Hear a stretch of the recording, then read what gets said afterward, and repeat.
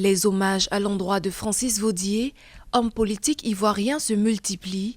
Les universitaires et disciples de l'ex-militant des droits de l'homme, président du Conseil constitutionnel ivoirien de 2011 à 2015 et fondateur du Parti ivoirien des travailleurs PIT, décédé le 3 juillet 2023 et inhumé le 4 août, gardent en mémoire l'image d'un homme brillant et respecté de tous.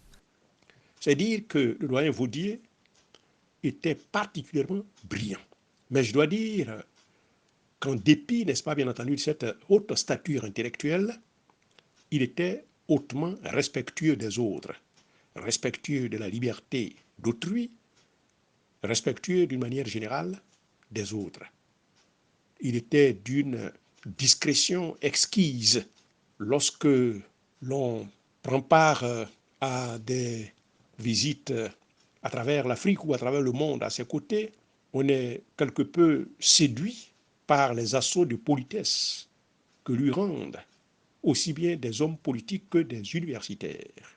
Premier Ivoirien agrégé de droit dans le pays, Francis Vaudier fut ministre de l'Enseignement supérieur et de la Recherche technologique de 1998 à 1999. Pour les générations actuelles, Francis Vaudier a marqué positivement les esprits et demeure une figure emblématique du droit, notamment en Côte d'Ivoire et en Afrique.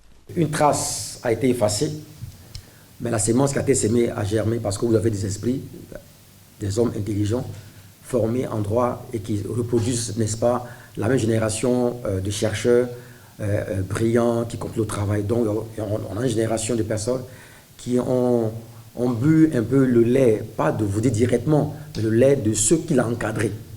On pourrait parler à la 3e, 4e génération. Et nous en sommes là parce qu'il a fallu qu'il y ait quelqu'un, une personne qui commence pour que, n'est-ce pas, le fleuve s'élargisse. Fondateur du Parti ivoirien des travailleurs PIT, à l'avènement du multipartisme en 1990, il est candidat aux élections présidentielles de 2010, 2000 et 1995 contre feu Henri Konan Bédié, où il récolte 3,56% des voix.